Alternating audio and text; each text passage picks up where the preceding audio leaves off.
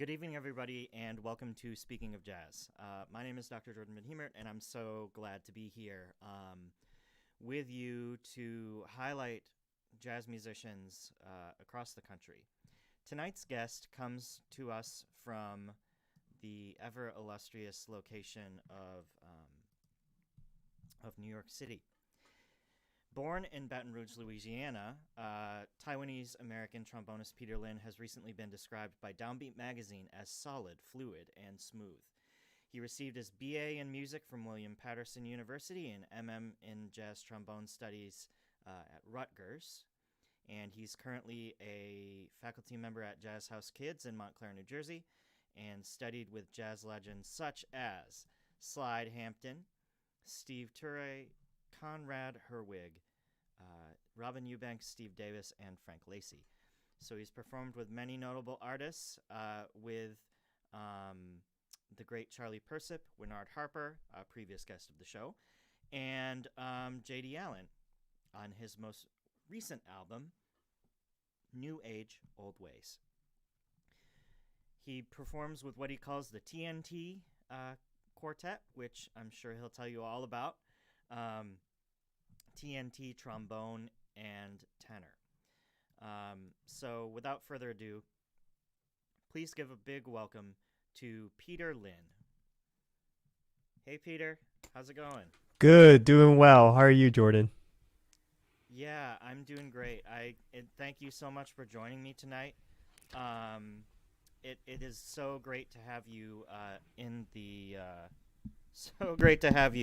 on the show, and I'm being told by Jan over here to turn up my sound.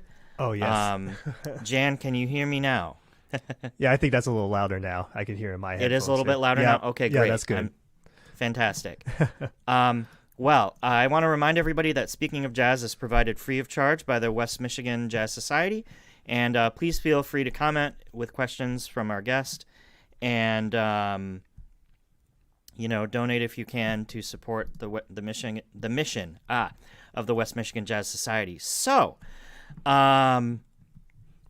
Peter, tell us about growing up in Baton Rouge, Louisiana, and how you discovered kind of the trombone. Yeah, sure. So I was born in Baton Rouge, Louisiana, but I was only there for actually 1 year. And but I put it in my bio, but the reason is because I feel like the music of the New Orleans music had kind of ingrained in my inner soul at that point. But my family had moved to New Jersey, and that's where I grew up myself. I grew up in West New Jersey in a town called Whippany, and I went through the school system over there, elementary to high school. And I started the trombone when I was in fourth grade, like a lot of other band students at that time. Before that, I had played violin since a young age of around like 3 or 4, being in Suzuki method, which is a beginner's violin class, learn more by ear. And I also had some piano lessons as well. So growing up in terms of the music, and I grew up in mostly a Christian rock and classical music kind of environment. That's what my parents had really played at home. And so jazz for me was really unfamiliar until I got to middle school. And that's when I was first introduced to jazz band, something that seemed like fun and something that was a lot different at that time. So yeah, and so I had started trombone when I was in fourth grade. They thought I would just be good at it. I originally wanted to do trumpet. I actually had this whole list of instruments I wanted to do. They would make you write down like, okay, whatever you want, we'll go down the list. So I have written down, I remember trumpet, saxophone, drums. Trombone was near the bottom of the list, but I think it's because I was like near the last of the line that they were like, well, no one picked trombone. So they just gave me the mouthpiece and they were like, oh, sounds good. Looks like you got a natural affinity for it. Okay, here you go. Here's your trombone. So that was the that was the premise of how I started trombone. And I just started to really grow to like the instrument. I really felt like it was special because at that time, no one else was playing it. And especially growing up as a Taiwanese-American, Asian-American in the area where it was predominantly a white area. I just felt like I needed something that stood out from the crowd and something that I really felt proud about. And so being that low brass end in the early stages was a really good start to what I want to do. Yeah. Yeah, that's so cool to hear. And, I really appreciated it when you said, that the New Orleans sound was really, really in your ears and your blood. That, to me, is really cool because sometimes I feel like that particular era among young jazz musicians, such as yourself, doesn't get like a ton of love. And so I'm always happy to see it get some love among younger musicians. So, all right. So I actually had a really similar list to you in terms of like instruments. Ironically enough, trumpet was pretty close to the top. I thought it would be just the coolest thing to play trumpet. But then saxophone was also pretty up there. And I, kind of opposite of you, my trumpet mouthpiece playing did not sound good. So anyway, well, very cool. So let's talk about, we're going to fast forward a little bit. So you said you grew up in New Jersey. And so tell me about kind of so you went to two schools that are out east.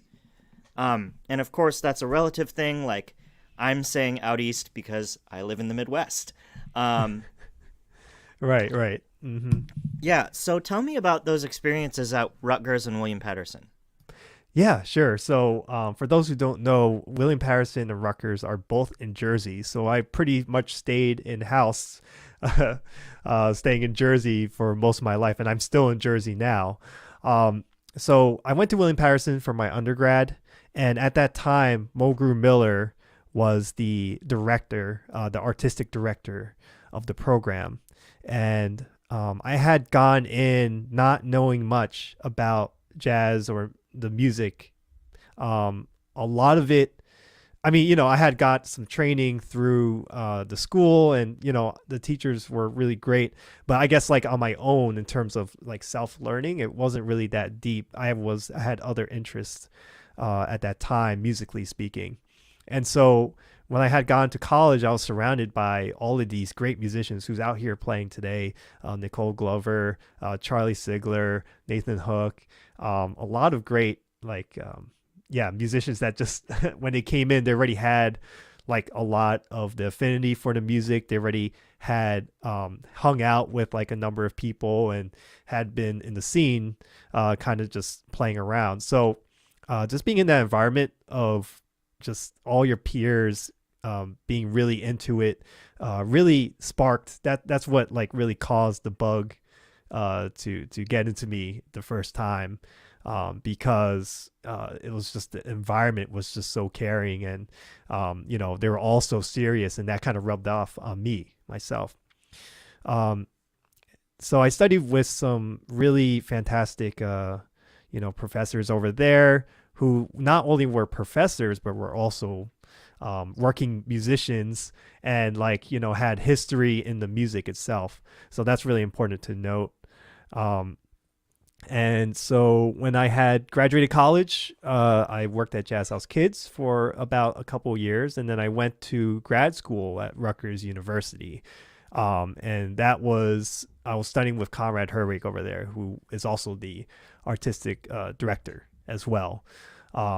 So that is a short bio of the educational aspect that I went through myself, but a lot of the learning was really going into the city, playing a lot of local gigs, going to a lot of the local jam sessions. I started really getting into the New Jersey jam session scene, which a lot of people think there isn't really one, but to be honest, a lot of New York City musicians. I know otherwise. Yeah, you know. Like I know otherwise because I'm friends with Kevin Jones, who is from New Jersey. Yeah. And so like he and Winard have played together so much, and so like New Jersey sessions, like I know those exist. Yeah, it's a really great scene because a lot of the New York musicians who don't want to necessarily live in the city for the cost and whatnot, and so they kind of live over here on the other side of the river where it's a little bit easier and whatnot. So, you know, we do get a number of great musicians hosting jam sessions. Mike Lee would host one every week. Winard Harper would host one in New Jersey City. He still is on a weekly basis for years. So, you know, I didn't really have to go too far to find the music, find the community. And so that's where I felt like a lot of the cultivation of what I am today, it comes from there, you know, that sense of community. Musically speaking, yeah, it's, you know, everything, but in terms of community, that's really where I found it. Yeah, absolutely. And let's talk about that aspect of community, because I feel like a lot of people overlook that. So when we talk about community and we talk about the community of this music, like you've already talked about kind of the role that had in shaping not only your affinity for the music but also your skill. I'm wondering kind of what you might think about, like just, you know, how community and you know, the jazz community in particular, I'll say, how those communities look different as you go around the country. Yeah, definitely. So I'll give a synopsis of, you know, kind of the communities that I've at least seen around here in New Jersey and New York City. And to be honest, a lot of when we say like different communities, I think what we're really saying is socioeconomic, racial boundaries that occur, you know, that in society. And so, for example, there are certain clubs out here in Jersey that are more prone to more white communities of, you know, maybe higher socioeconomic standpoints. And so those particular jam sessions is like one vibe, which is mostly can sometimes be more predominantly white in a lot of situations. And then you have more of like what Winard Harper was hosting every single week, which was right inside the Jersey City community that's right next to Journal Square. And it's predominantly a Black and Latino community. And so when you go into these different communities and you're hanging out with all different kinds of people of all different races and all different standpoints, it definitely broadens your scope of like what is a jazz community. You know, when we say jazz community, it often can leave out like people of color, or sometimes could leave out like just certain mindsets and certain groups of people. So I would say that I was trying to be a little bit more diplomatic in the way that I was approaching these jam sessions. Like I would try to diversify where I was going, because I knew that if I was just staying mostly in the white suburban neighborhoods, that I would be negating a very essential part of the Black American music of which this music comes from, you know. And Winard talks about this all the time. You have Winard on your show, and you know, he's all about building up what is around you. So a lot of my I guess my inner soul and like just what I really believe in really comes from my time. I feel like essentially coming from like Winard's jam session. I feel like that was really were, and there was some in Newark actually that they're not around anymore. There was this place called Skipper's. It was just like it was a really bar vibe and really fun. It was organ jam, so it was just like super loud, but like it was such a friendly environment and such a cultivating environment. So those were the ones that I gravitated towards and kind of made myself a little bit more aligned, morally and spiritually. So I mean, you're here just telling us some great stories about your playing and your work in community. Can I play a clip for our audience? Because, I really think they need to hear you. Is that cool with you? Yeah, definitely. Music is always good. Yeah, I think so too. So yes, this is a clip of Peter playing September in the Rain, actually featuring Winard. So I thought it might be appropriate. Perfect. So here's Peter Lin playing with Winard Harper here. Let's see. Oh, yeah, I'll add that was filmed with a GoPro. Oh, very cool. Yeah. So this is I think this is with Radam Schwartz on organ. Yep. And it is. Great. Yeah. All right, let's hear a little bit of your. I don't think we'll listen to the whole thing, but we'll definitely listen to some of it.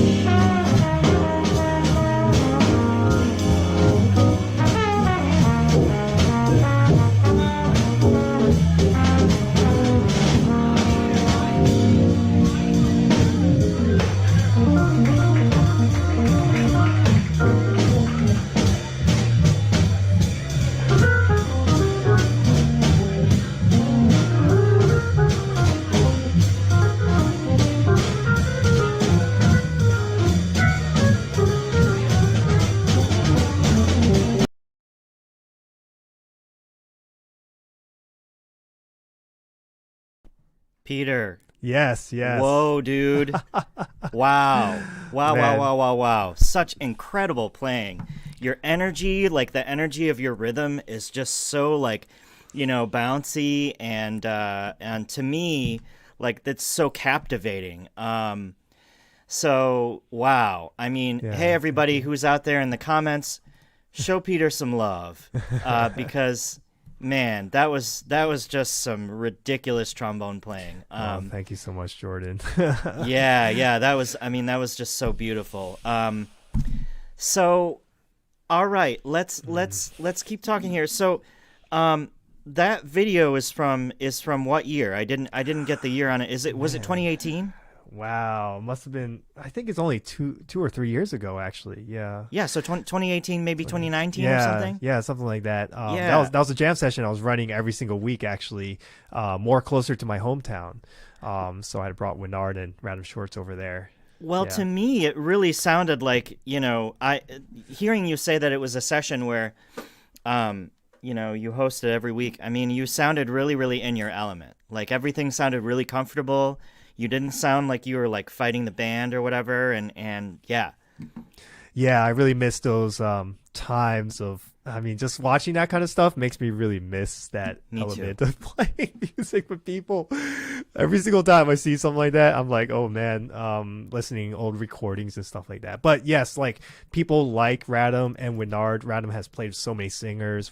Winard had played with so many people in general. Yeah, you know what I mean? Like both singers and musicians. So letting them have the room to speak is equally as important as what you're saying, and I always believe that. So it's really a great time, That's our resident drum aficionado on the West Michigan Jazz Society board, Tim Franczyk.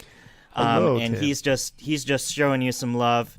Tim's a great guy. Hey Tim, hey Uncle Tim, how's it going, man? Thank you, Tim. Yeah, anyway, so let's keep talking about Slide Hampton. Slide Hampton is a name that a lot of people know. And I'm wondering if you could you don't have to go like super deep into this, but talk about like what it was like. I mean, because frankly, when people are like, oh yeah, Slide Hampton, blah, blah, blah. I'm sure a lot of people would have killed to like have the opportunity to study with him. So can you talk about what you learned and how that came about? Yeah, for sure. Slide Hampton, I want to say first, is one of my main musical heroes on the trombone. I feel like if I hadn't heard Slide Hampton, I probably would not want to practice as much, or at least have that kind of affinity to do so. Slide Hampton is that way for a lot of trombonists, and not only that, he's that way for a lot of arrangers. On top of being a great trombonist, he's one of the best jazz arrangers that you can think of. So the first time I met Slide, let me think about this. This was at a local big band. It was something that it's called the Glenn Frank Big Band, and they would play here locally in New Jersey every single week at a barbecue spot.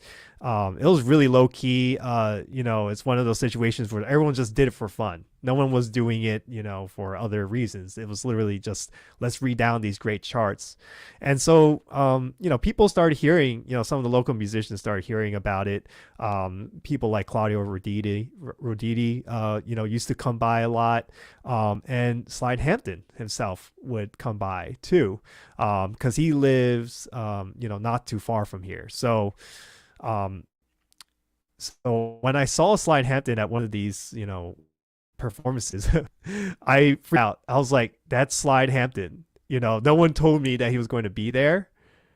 You know what I mean? Like, it was just one of those situations where I was like, okay, well, I hope, I secretly hope that I got a solo, but at the same time, I was like, I hope I don't solo because I don't want to make a fool of myself, here in this situation.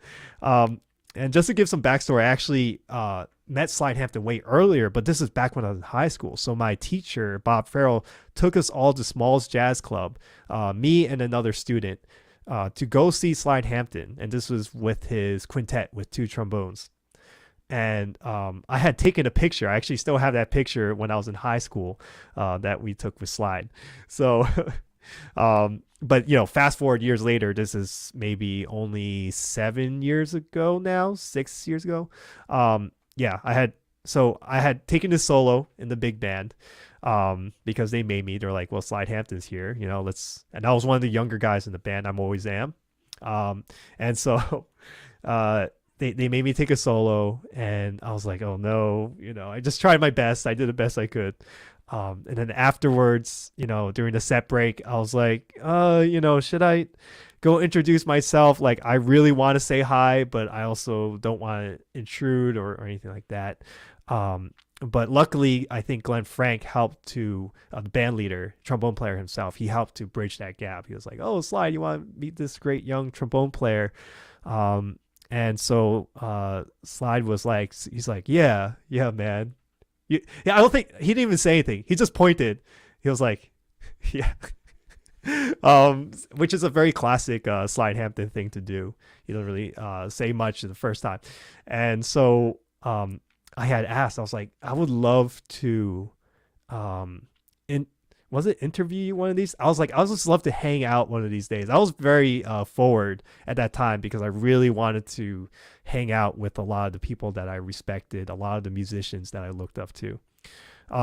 So he was like, yeah, anytime, I'm always practicing. I remember him saying that. So I had the excuse once I was at Rutgers University, fast forward like maybe a couple months, and I was supposed to do this thesis for Lewis Porter. And it was supposed to be about like, you could do it on anything, but I had done it on Jimmy Cleveland, who's another great jazz bebop trombonist. A lot of people kind of overlook, but he's amazing player. So I knew that both Jimmy Cleveland and Slide Hampton, after some deep research, that they played together in Lionel Hampton's band in like the late 50s. And they used to practice together in the back of the Apollo Theater. Don't ask how I knew all this stuff. The internet is amazing nowadays, right? So I called Slide and I was like, can I interview you about Jimmy Cleveland? I know you guys played together. That was kind of like my gateway. That was my excuse to go over. He's like, yeah, no problem. Come over. And he didn't say bring your horn, but I knew intuitively that I just wanted to bring my horn anyway. You always bring your horn. You always bring your horn. Always yes. Bring your horn. Young musicians that will tune into this, look, you got to bring your horn everywhere. Like, it doesn't matter where you're going. Just bring it with you. There's so many opportunities that I've lost because they're like, you didn't bring your horn? What are you thinking? You think that you're just going out on like some kind of, regular night. No, just bring your horn. Anyway, so I had done this. So I went over to his place, the apartment, and I, asked him these questions. I had everything on recording. I was doing it for the project. What ended up being about Jimmy Cleveland that I thought was going to be 30 minutes ended up being like stories about every single person he's played with for 2 hours. I remember that first day. It was crazy. He just talked for like, we just talked for like 2 hours. That's amazing. Insane. It's insane. And he would talk about Miles. He'd talk about Dizzy. He'd talk about like, what I mean? And then he'd get emotional about a lot of these musicians because, that tracks with me. Yeah, exactly. And so, that was amazing unto itself. And he was, and I was like, okay, well, I'm going to go now. And, I think I'm good with this interview. Right. But yeah. And I was like, man, maybe sometime I would love to play sometimes. Like, oh, let's play now. I was like, it's already been 2 hours, I was like, oh, okay. So, luckily I brought my horn and then we played for another 2 hours straight, just playing tunes back to back. And that's the way he would play with other trombone players as well. He doesn't give lessons. He just plays tunes and then you play, like he takes a chorus, I take a chorus, we'll play the head together and he'll have an instant arrangement in his head. That's like killing, we just played tune after tune. He's like, oh, that tune? Okay, cool. Let's play that one. So it is like taking a lesson because you learn so much. Exactly. It's one of those indirect lessons. They don't tell you what to do. You just know what to do. After you hear what, you use your ears enough, you understand what you need to do. So yeah, and he's like, yeah, just come back anytime. And I just took that offer up, and I started going almost every single day for 2 years. I got to travel with him. I got to play his 85th birthday, 86th birthday. That was with Kenny Barron, Rufus Reed, Victor Lewis, George Coleman was, oh my God, I was freaking out. I was like, I should not be on stage right now. That's so cool. I should not so be on hip. stage. Yeah. That was definitely the highlight of my life so far, I think, for sure. But yeah, so that's a short synopsis. And so I got to really get deep into it for 2 years. But a lot of people don't know how I met him, and I just wanted to expand on that because some people asked. So yeah, that's amazing. Yeah. Thank you for sharing that story. Yeah. So, let's talk about your own creative output, because for those of you who might not know, I reviewed Peter's record for a publication that I'm now writing for. And it's this great record with J.D. Allen called New Age, Old Ways. I always have it next to me. Yeah. Really, really terrific record with trombone, tenor saxophone, bass, and drums. So why TNT? Like what made you go that route? Other than like why not a quartet? Why not a quintet? Why not? I mean, if you wanted to do like a tenor and trombone quintet, that would have been hip. Yeah. So what made you go in this direction? Yeah, so I had when I was in college, I really loved Ornette Coleman. And so anyone that listens to Ornette Coleman's music, they know that, the classic quartet stuff is without any chords. And so I was really interested at that time exploring that realm of possibility, especially hanging out with Slide Hampton. His octet never had, well, that's not true. It had a piano player sometimes, but a lot of times it would not have a piano player.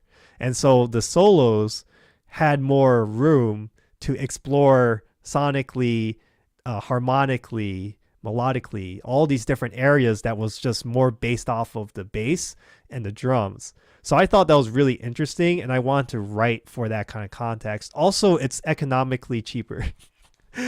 One less person, right? If you're going to drop someone, I guess you can drop the piano, because if you're, especially if you know the song enough, you can always generate energy that way as well. But I had taken my influences from all the other trombone tenor combinations: Curtis Fuller, Benny Golson, J.J. Johnson, Stan Getz, Al Gray, and Jimmy Forrest.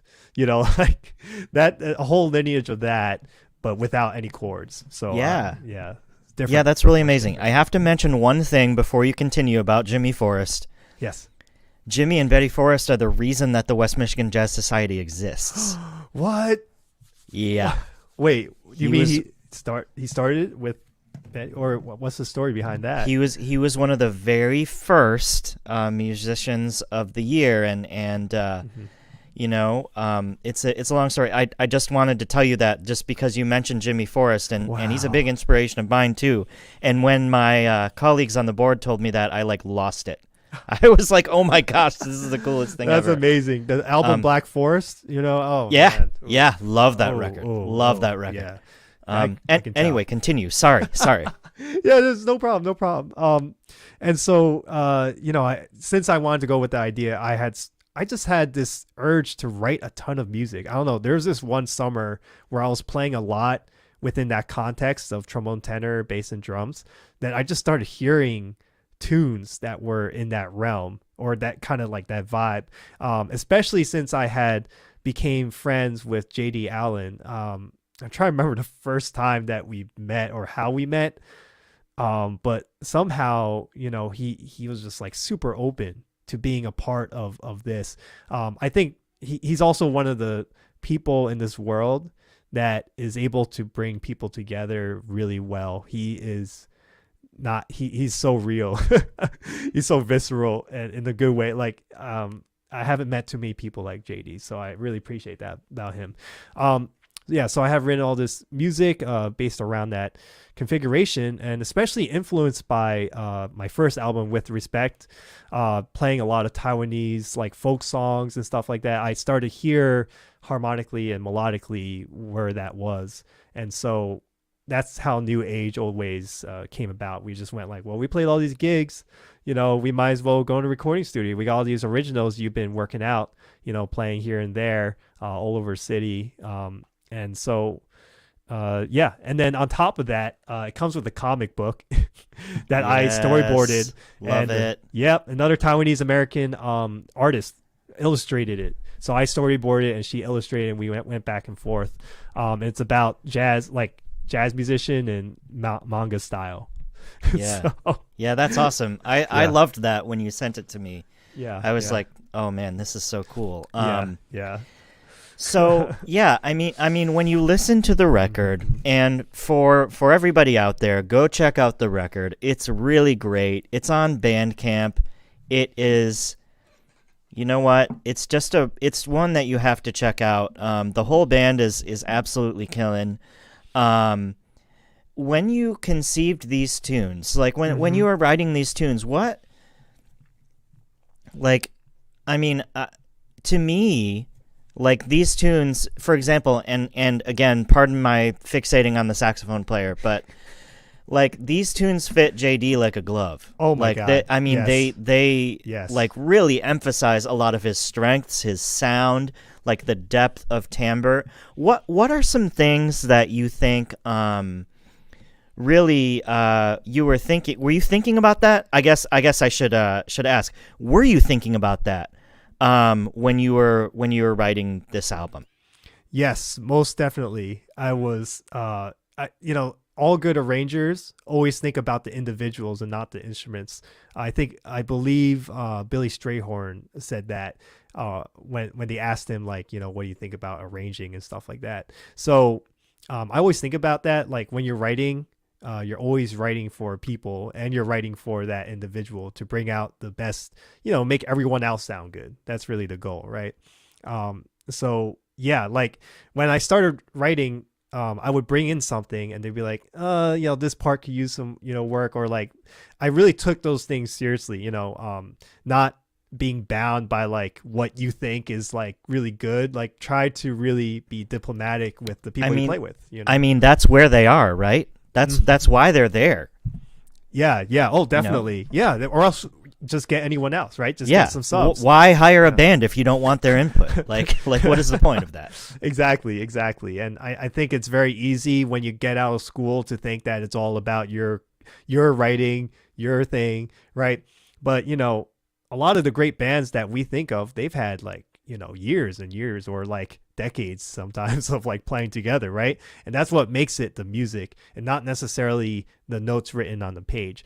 So Tim is asking where we can get the book. The book actually comes digitally with the CD when you buy it off of Bandcamp. So it's all digital assets. So you'll get the music plus the. I'm gonna throw it here in the comments. Great. Thank you. Just your Bandcamp. Just so that people have, you know, kind of where they can go and get it. And thank you, Jordan. You know what? That's what I did. You know, go purchase the album and get the manga. It's and the really best way enjoy. To support artists. It's the best way to support artists. It really Bandcamp, is, for sure. Anyway, continue. Yeah. Yeah. So I wrote a lot of those songs based off of the sound of all of us together, and trying to think about, well, the drummer plays, you know, more in this style, and let's bring it out here, you know, let's it's sometimes subconscious, sometimes it is conscious, but regardless, the tune itself develops over time the more that you play it. So the album is a culmination of like at least 20 to 30 gigs or something like that. You know, some of them were really low key, some of them were just like, you know, some of them were at clubs, but regardless, you know, we workshopped those tunes until it became like our space to play was like our space. Well, and let's be real here. Like the reason that you do a gig, right, is not to be like, I'm playing for 1.5 million people, and if I'm playing for like 2 people, well, I'm gonna throw those people some shade. And so it to me at least, I mean, you play for people the way you play for people. Yeah. Like you play for one person like you play for 100 people. Yes. and that, you know, because that person is there and they're invested and they're ready to go and you know, ready to hear the music just as much as you are ready to play it. So I don't buy that, like, oh man, like this is like, you know, this horrible thing and audiences are so unappreciative and while that may or may not be true, like the smaller audiences, like don't throw them shade. You got to give like the same respect. Anyway, sorry, I will get off my soapbox. No. Look, everything that you're saying is exactly, you know, what we understand each other. Like I can tell by listening to your music and you listen to my, like we understand that where we find our roles as musicians, you know, within the broader audience and how we bring people in, you know, that's a huge aspect. And so like any input from anyone is always input. You know, I don't think of it bad or good, it's input. And so you have to take those things and you really have to dissect it and understand that, you know, music, yes, it is very self-fulfilling.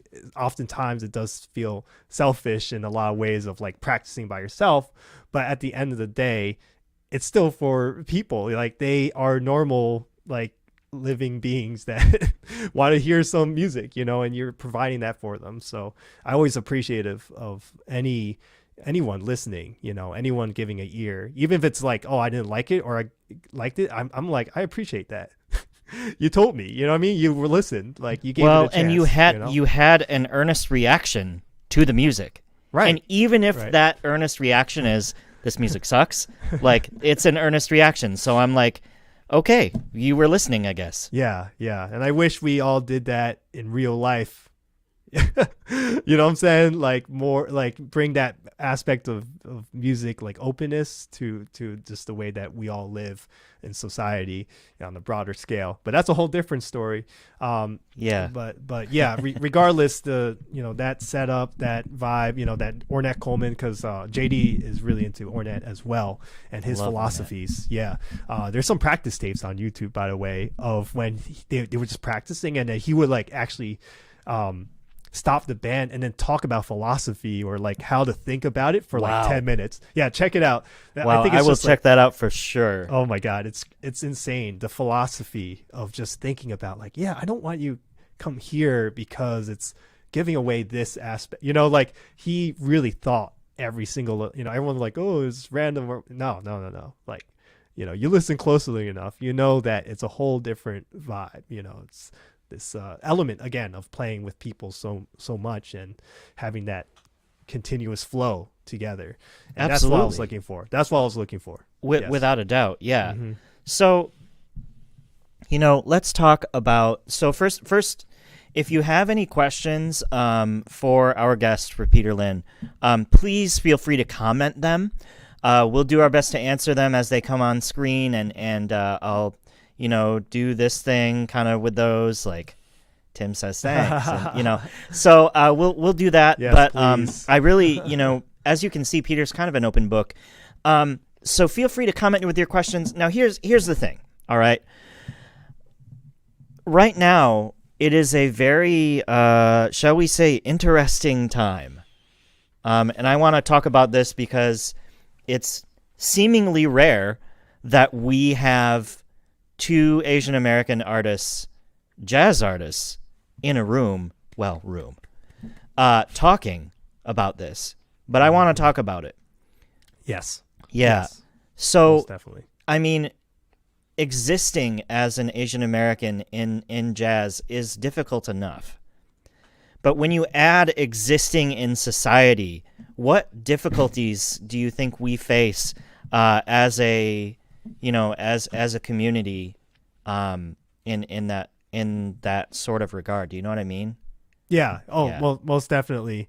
I want to maybe speak. I'm going to organize my thoughts because, as we all know, a lot has happened in the past 24 hours, and when I say we, you know, it is a very broad term as well. Like, I don't want to make it seem like the AAPI community is a monolithic as how everyone else sees us. But at the same time, the shared commonality of being a perpetual foreigner is indeed real. And actually, so I try not to scroll too much through Facebook because I know how bad that is for me sometimes. Not just for you. Bad for like everyone. For everyone, right? Yeah, I know. It's like, it's crazy. So like, but I did it anyway. And, I tried to pay attention to what other Asian people were saying.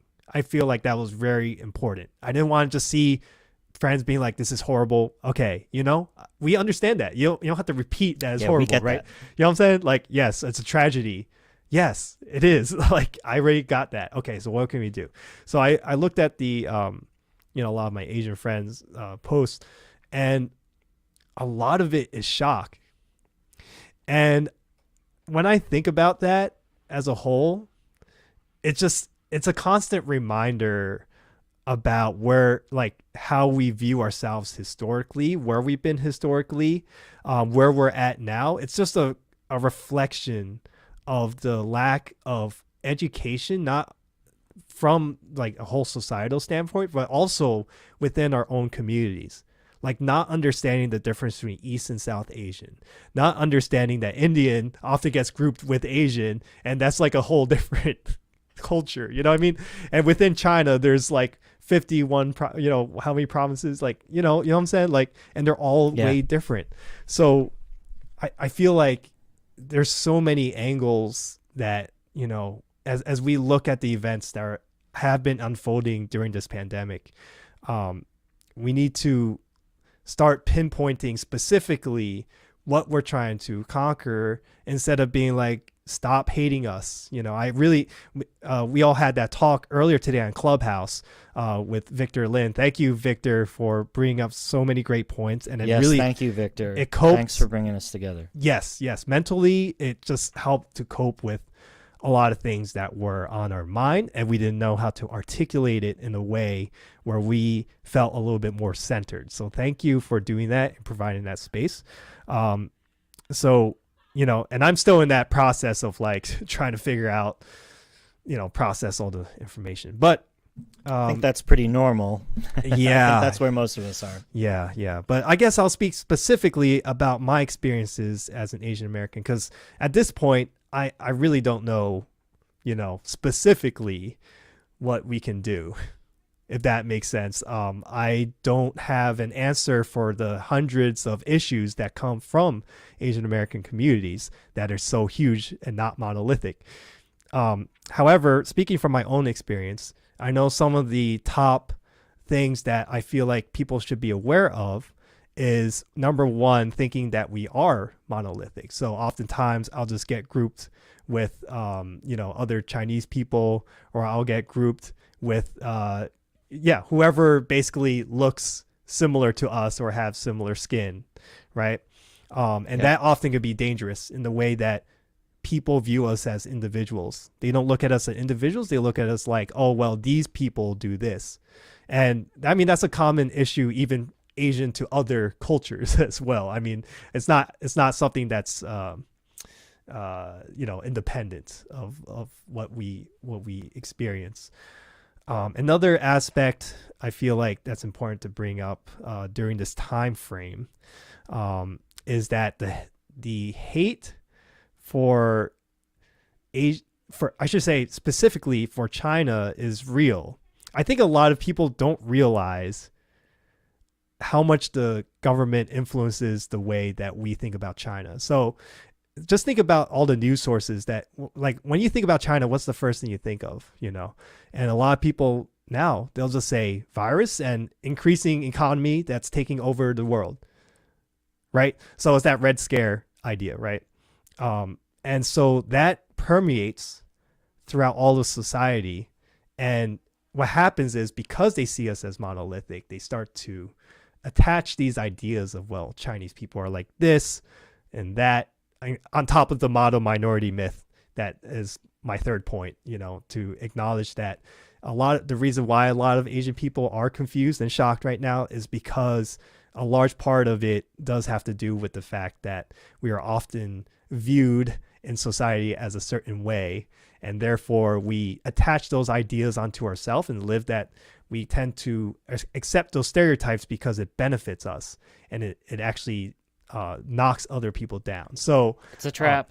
It's a trap. It's exactly. Totally it's a trap. It's a trap. Yeah. You know, and so I think a lot of us, I always say us Asians, but again, how many South Asian people do I know personally? Not too many. So I'll just put that out there. You know, I'm talking about East Asian experience right now, specifically, maybe more Japanese, Chinese, Taiwanese, like that, Korean, and so, yeah, like a combination of those aspects coupled with this pandemic, coupled with what's coming from the government in terms of how they view China.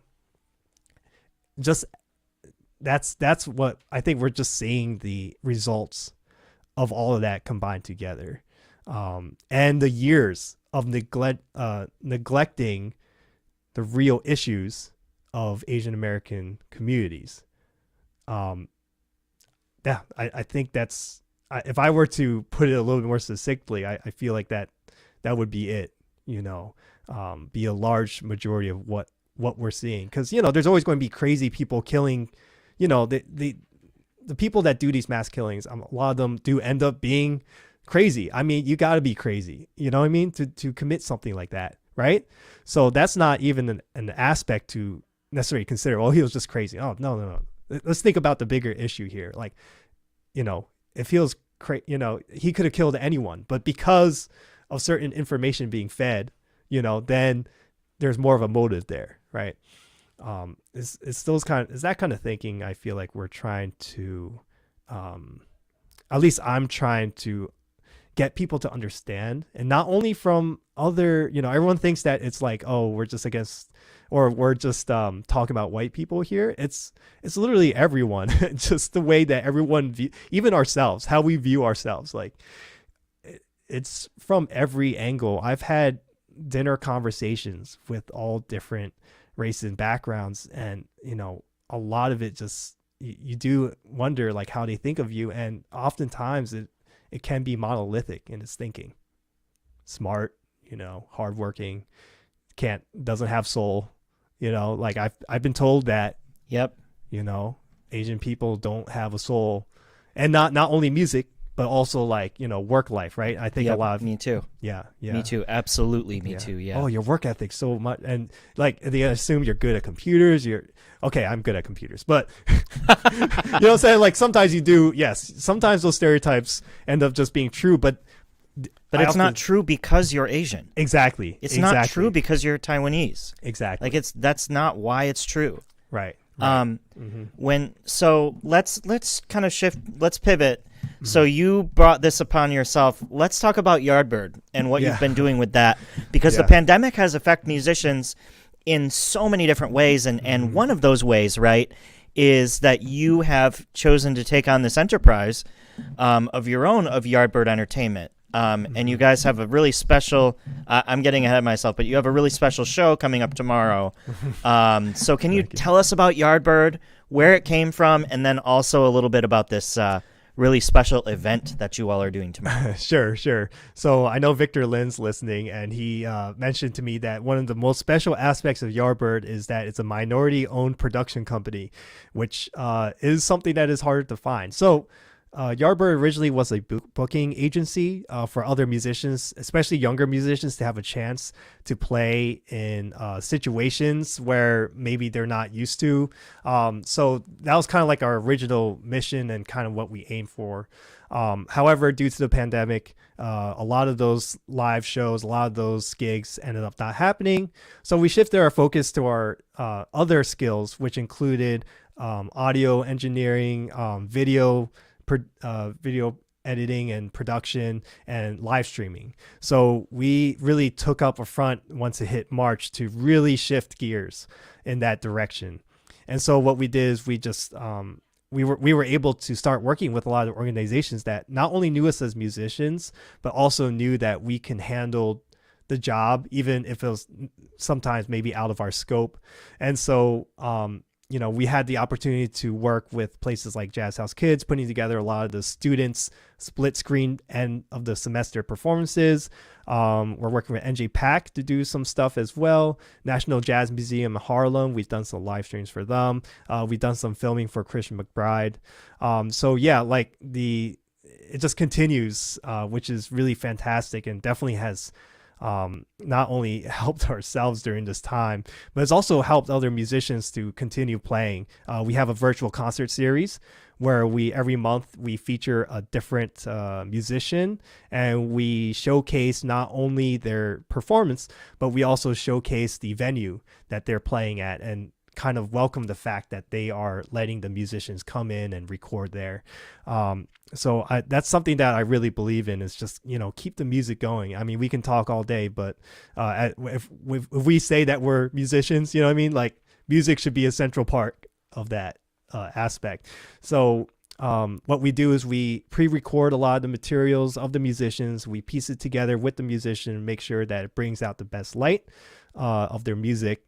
And then we are able to sell tickets through our website in order to, help pay for the production and help pay for the musicians. So we've been doing that, I would say, since last year. And we've had like Alex Parchment was our first one. We had Bill Saxon twice over at Bill's Place in Harlem. And now tomorrow will be our first day of showing the Wenting Wu quintet. Yeah, let's try to remember the number of musicians there. Quintet. And that was recorded over at Queens College. Wenting Wu is the fantastic Taiwanese-American, or I should say, yeah, in that order. She's from Taiwan. Taiwanese-American jazz drummer that moved over here to really get into the music, to learn the music. And she has a great band that's going to be featured tomorrow. And she has a great story to go along with it, trying to make it inside this jazz scene that is often more of a male situation, and try and navigate as a young female Taiwanese drummer. And so like that, we're going to bring that story to life tomorrow. She's going to speak on it. We're also happy that, this is also celebrating Women's History Month, which is, in jazz, that's something that's really important to highlight. Yeah, so that's happening tomorrow night at 7 p.m. And if you want to buy tickets, you can go to www.yardbirdent.com/calendar. And there you'll be able to see the different events that we're having. Tomorrow is opening night, but if you can't make it, you can always stream it all the way from March 19th all the way to the 31st at any time. So you could just buy that ticket if you can't make tomorrow. And we also have one that's going to be in Mandarin for all the Taiwanese people. So Taiwan's about 12 hours apart from us. And so that's going to be on Sunday at 8 a.m. So I'm going to wake up pretty early, and I'm probably going to be asleep while I'm doing it. But it's going to be a good time. And probably the first one that will be international in that sense. And I've never experienced something like that. So it should be cool.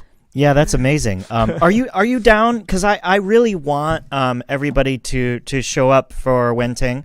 I would really love to share the video of the promo. Is that cool? Yes, please do. So you produced this video, right? Yes, correct. Yeah, so it's Awesome. actually a clip from the show, but she also recorded some stuff and we pieced it together. So that's awesome. Well, enjoy let's hear from Wenting, and I can't wait for you all to hear. She's really, really talented, and she has a great energy at the drums. Yes, indeed. Here we go.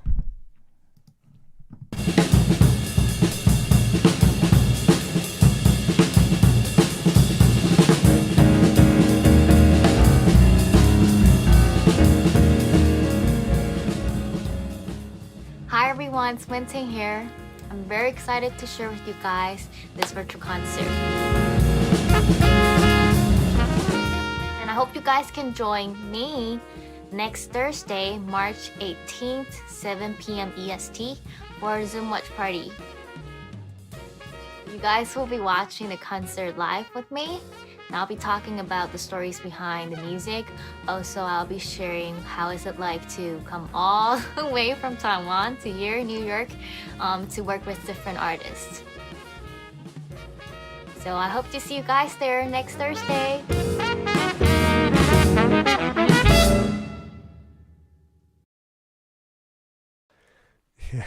I love how Wazzy just stands up at the end. Yeah. So it's not next Thursday, it's tomorrow. Yeah, right. It's And tomorrow, right. I just want to throw just such a quick shout out to Yardbird for promoting this important event, to Wenting for being like just amazing. Yes. Just for being an incredible artist. And lastly to just a quick shout out to encourage everybody to make the hang, because she is an incredible artist who deserves your support. Yardbird deserves your support. They're doing such important things for musicians right now, and really appreciate that, Jordan. Thank you so much. Yeah, for speaking. Well, on that. and when we can't have gigs in clubs, or at least not as much, right? You need to be creative and figure out like all of these ways to get to get musicians working, and you've done that. And so I really want to commend you on that, because that's not something that everybody's doing, and it takes a lot of courage.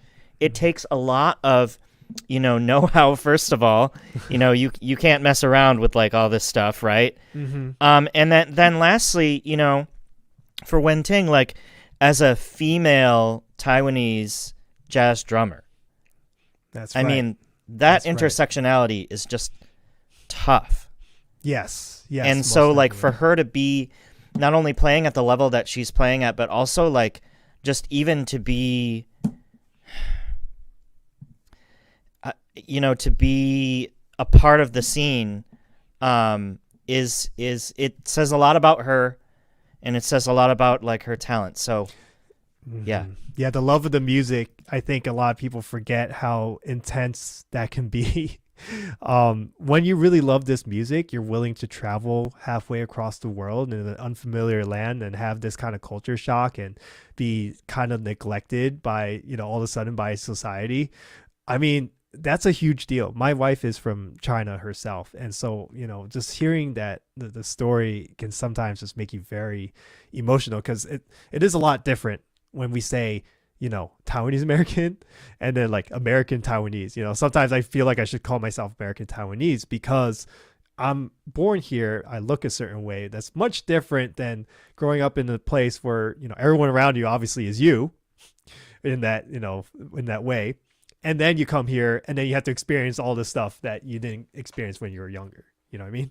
Absolutely. Yeah, way different experience. And so that's why I want to bring people like her to light, and other, foreigners who come here studying music, because the music just brings that out of people. It's like, yes, this is so great. But then when they come here and experience a lot of the negativity stuff, sometimes that can force them to just go back to their own place. And that's fine. Go back to the own country and build a scene there. That's completely fine. I'm just saying that, there's like, it would be nice to highlight the fact that, we want to respect the people that come here, the ones that everyone's like, oh, they're immigrants. No, they're American, equally as American, if not more American than us Americans, Yeah, For sure. I mean, it just really goes back to something that a friend of mine, Jerry Wan, was saying. Mm-hmm. There is no right way to be Korean. There is no right way to be American. There is no right way to be Taiwanese. There is no right way to be a person. That's right. We have kind of constructed what might look like the right way, but it's not. It is and saying that it is such is a disservice, yes, to so many people, and frankly, we really just need to deconstruct that idea, any idea that we would have in that vein. So yeah definitely. And I appreciate you speaking on these issues as well. This is something that I think the pandemic has actually brought us more together in this. I would have never met you if it wasn't for this thing to happen, Yeah. And I wouldn't have met a lot of people across the world and kind of like broadened my horizons in that sense. So, I'm thankful for that. Me too. But yeah, there's definitely a lot of work that needs to be done. There is. Yeah. And do what I can do. Yeah, exactly. We can. At the end of the day, we can only do the things that we can do, and we just have to, I think, focus on those things, not focus on what we can't do and what we're powerless to do. Yes. We have to focus on, like, I have a sphere of influence with my students. And so I can care for my students and pour my life into them and things like that. But, it's difficult. So, well, Peter, we are a little bit over time. I just want to thank you so much for coming on the program tonight. I really, really enjoyed I just enjoyed the conversation. It's always great to talk to you. And I'm looking forward to not only Wenting's performance, but hey, Wenting! Wenting. Thank you, Wenting. But I'm looking forward to her performance and also to getting to know you better. So, Peter, thank you again so much. And everybody check out Wenting Wu tomorrow, courtesy, not courtesy, but care of Yardbird Entertainment. Yeah, thank you so much, Jordan. Thank you, West Michigan Jazz Society. This is definitely something that is much needed during these times, and any platform to help uplift other musicians is always a great platform. Absolutely. That's what I say. So yeah, without a doubt. Thank you so much. Really Thanks everyone for joining us. Have a great you. night. Once again, this was Peter Lin. Thank you.